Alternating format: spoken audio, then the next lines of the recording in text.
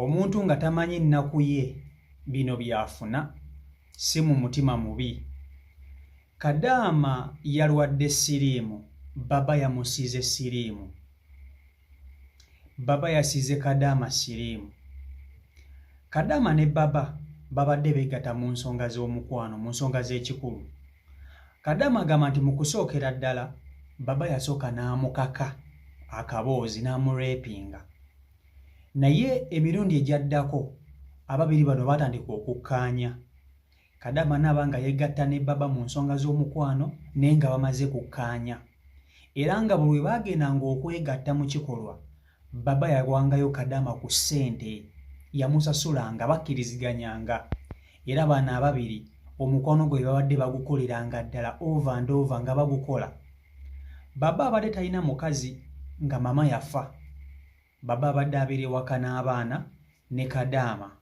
Naye ndowooza nga Kadaama yabadde amalira baba ono ensonga z'omukwano nga yamumalako ennyonta. Kadaama yabadde yakakolera baba ono emyaka 2 n'emyezi 4. N'akomawo ke Uganda naye ng'ateekateeka okuddayo. Kati mu kukomawo e Uganda yabadde agenze bamukebere asobole okukola mediko ye alyoke akomewo ku ki Saudi Arabia akole gye baakamutemedde nti yalinnya dda mu kaveera. Yalinnya dda mu kaveera era alina akawuka akaleeta mukenenya.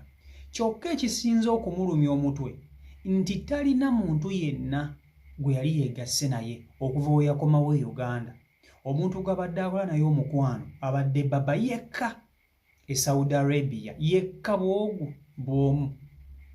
Ekitegeeza nti baba abadde mulwadde ng'akozesa Kadaama ono, Kadaama nga tamanyi. Essaawa zino Kadaama mulwadde. Ekisinga okuluma mu kino nti maama wa Kadaama ali ku ndiri, Kadaama yabadde amulabirira. Abaana ba Kadaama tebakyasoma, yabadde abaweerera. Kati ne Kadaama naye yafunye siriimu.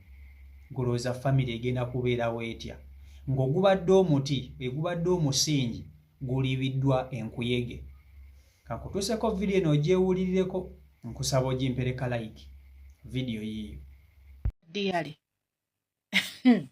bino bimpedde ate mulowooza Kadaama baba teyamusiiga siriimu? Buuliriza kaakati nga tetunnagenda wa Kadaama yazze e Uganda mu vacation okwagala okudda ku kyeyo okumukebera ng'alina siriimu gw'ataagenda naye. Munnange mba ndi eyo ndi ku kivu, nabadde nkyali ku mupiira anti obwedda twetala bwetazi bintu bisusse nabyo obungi nga bwe ŋŋendako ewa pasita Bugembe kyekivulu kyanyumye olaba kyanyumidde ffe abaabadde online nga Kadaama nkubira ku imo. Omanyiza aba imo mbabulookingirawo. Bwe yankubidde nga mmujjaku nabadde sinnaba kumubulookinga n'aŋŋamba please Fatuma tombulookinga nfa konze kamulinda ankubire. Kadaama nga nkubira, Kadaama nga ŋŋamba Fati ndi Uganda. Naye nze gw'olaba nagenda e Saudi kujjanjaba mmange. Naye nagenze okudda. Ngenze okuddamu okwekebeza okugenda mu kampuni nga baŋŋamba nina siriimu. Fati e Uganda siina musajja gwe nali neegasse naye kakyanga njija emyezi 2. Nkonze otyo siriimu wamugyewa nti bwe nali e Saudi Arabia nali nkolera mukadde baba nga omukyala yafa. Naye ng'ewaka mbeerawo ne baba ne muwala we ng'alina mukyala baawe. Naye ng'ate bo bakola ng'ewaka tusiibawo na baba ate muwala we abadde tannazaala. Bano abavubuka abalala bo baali baawasa nga nabo babeera waabwe ng'ewaka bajjawo boze nga nsiibawo ne baba. Kyava ddaki baba n'ankwata kunze n'akkwata atya? Nti baba yankwata. Konze ye omuntu n'akukwata omulundi ogusooka n'akukwata ogwokubiri nti twatuuka essaawa ne tukkiriziganya era nga baba mpa n'akasente. Konze otyo kaakati siriimu ye wamugyewa. Alina siriimu baba gw'abadde akolera gw'abadde yeegaddanga naye mu kiyumba era nga bakkiriziganya mbu ogwasooka yamukwata.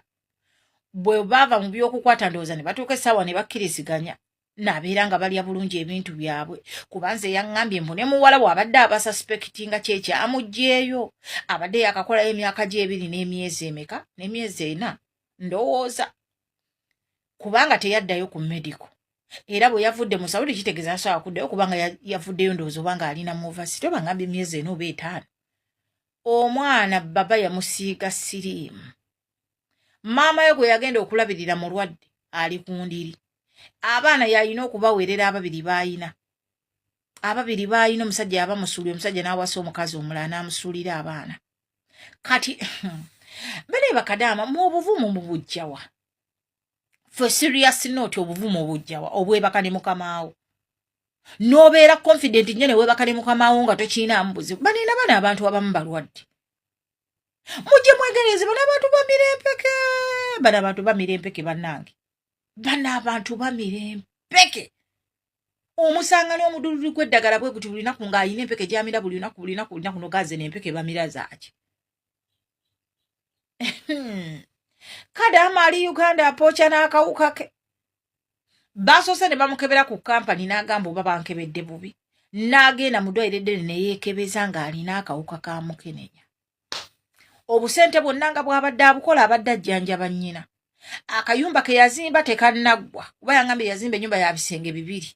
Naye ennyumba eri kundi eri kuki yamulemye okukomerera n'amabaati ameeru g'anaagiteekako yeegekemu oluba nagwo tagalina. Alina siriimu.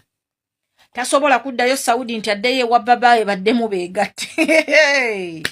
Nze awo mbaasekawo obusesi munansonyiwa kubanza waliwo omuntu ebintu byakugamba n'owulira n'obusungu. Nze era saamuzeemu. Kuba yambuuza Fatuma onsalidde magezi ki ne mubuuza kati nkusalire magezi ki. Mumbadde njagala obeeko amagezi gumpa kati awo nkuwe magezi ki mazima ddala. Banne mweteeke mu bigere byange awo omuntu omuwa magezi ki. Tufa serious not tudde mu muntu awo omuwa magezi ki. Mukyokka ate tuonzizeemu njigyeko na bujja. Kubanza olwamaze okunyumeza kasasiro we nambuuza mbu mpadde magezi nze namugyeko kati awo nkuweewo magezi ki. Awo amagezi nange sigalina baddiyale. Ku nsi ya Katonda ekuba omunaku tekya.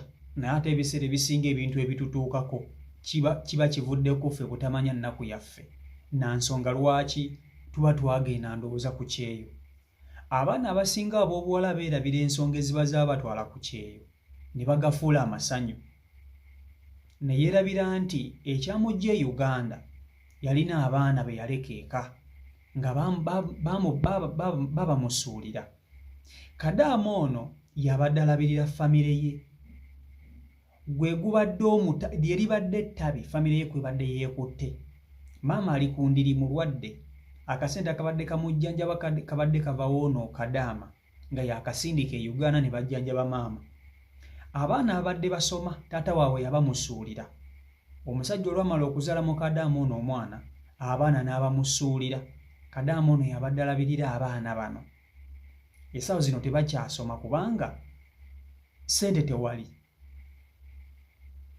Abadde alina okuddayo ku kyey'okukola alabire famire eno naye siriimu amukutte naye mulwadde. Mumanyi kitegeeza omuntu okuba ng'olwadde siriimu. Ogwo nagwo mulimu mulala. Ekisooka Kadaama ono agenda mu depression. Ebyokkola bigenda kukendeera. Maama mulwadde, Kadaama mulwadde, abaana tebasoma, ewaka tewali ssente. Mulowooza famire eno egenda kubeerawo etya? Ebiseera ebisinga abantu abamu we bagenda ku byeyo balabika beerabira ekiba kyabatwala. Okitegeera ne badda mu kukkusa babbaba, mu kumalira babbaba ennyonta yaabwe. Naye ne bano Abawarabu munnange balina ebizibu ng'abantu. Mubalabirawo nti babawa ssente biki, naye omuntu ssente azikuwa naye nga zirina ebizibu byazo. Kati ono ssente babadde bazimuwa naye nga zigenda kukomya obulamu bwe. Zigenda kutta future ye. Takyasobola kulinnya okudda Saudi Arabia kukola ne waba abadde alina chance kubanga abadde ateekateeka kuddamu kukola. Naye yagenze mu ddwaliro okumukebera ne bakamutema mbu alina siriimu. Essaawa zino takyasobola kuddayo Kampala Saudi Arabia kukola kuba mulwadde wa siriimu. Kati agenda kubonaabonera Uganda n'obulwadde bwe obwamukenenya. Olaba omuntu ava ku kyeyo n'akomawo Uganda nga mulamu naye Uganda n'emwokya nga mu butuufu bw'atunula bw'atalaba buli kimu obuvunaanyizibwa buli ku ye omuntu omu. Naye nga si mulwadde mulamu nga talinawo ne kakapita akatono. Omuntu ava ku kyeyo ng'alinawo miliyoni ze nga 6 ng'alina w'asobola okutandika n'agamba kale kantandikewo kano ka bizinensi bwe kati. Naye Uganda n'emwokya. Naye ate olwo gwe akomyewo nga tolina ky'olina ate ng'oli mulwadde w'akawuka nga neeba ab'ewaka be waleka nabo balwadde kwegamba osanzeyo ewaka abalwadde naawe oli mulwadde obeegasseeko kyokka tewali ssente naye nga lwaki ebyo byonna byonna bituukawo si kuba nti luba tuliko abatuloga abantu abamu tetuliko batuloga ffe bennyini ffe eddogo gye tuli tweroganga ffe abantu kubanga ogenda mu kintu nawe kyomanyi tikigenda kukuviiramu obuzibu yadde nti oba tomanyi naye ebiseera ebisinga omuwalabu mu mwewale nabo balina ebirwadde byabwe bannange nabo balina ebizibu nga bw'okiwulira naye ate omuwalabu yadde alina ebizibu takusinga bizibu gwe yagenda ewuwo okukola omuwalabu alina ebizibu naye ate alina ssente ezeebeezaawo alina ssente ezejjanjaba bali bagagga nti basobola n'omukyusa omusayi ku ssente ye naye gwe Kadaama gw'osinga ebizibu n'oba ogenza oli mulamu ng'otolina wakuluma gwe kyomanyi obuvunaanyizibwa bw'oba olina ewaka e Uganda bukuteeka ne mu depression ne ku bwonkeko osobola okulwala olw'ebirowoozo so bannange tumanye ekyatutwala ku byey'okukola ebintu bino bye tuleeta wano eno mulina okubiyigiramu si byakuwuliriza buwuliriza kulekaawo munnammwe waba alina sitole gyakyeyalinze yiga omanye nti bannange nange nabadde nteekateeka kukola bwe nti naye okusinziira ku munnange ekimutuuseeko kankwatemu tukimanyi mufe ennyonta mufe omukwano naye mugume muganda wange obulamu kyekisinga ssente kyekikulu kola akasereka ak'omwezi ke bakuwa $900 naye nga gizze mu bulungi ogikwata ogiteeke ku nsawo omala oyiriba endala dani okusinga okuwa $1,000 akakadde naye nga akakadde ako agenda kutta completely kati kyekyatuuseeko ono sisita waffe mulwadde wa siriimu naye nga n'ez'okwejjanjala bayinza obba tazirina byebyo CEO Michael Uganda YouTube channel kwoli mubeere bulungi mweraba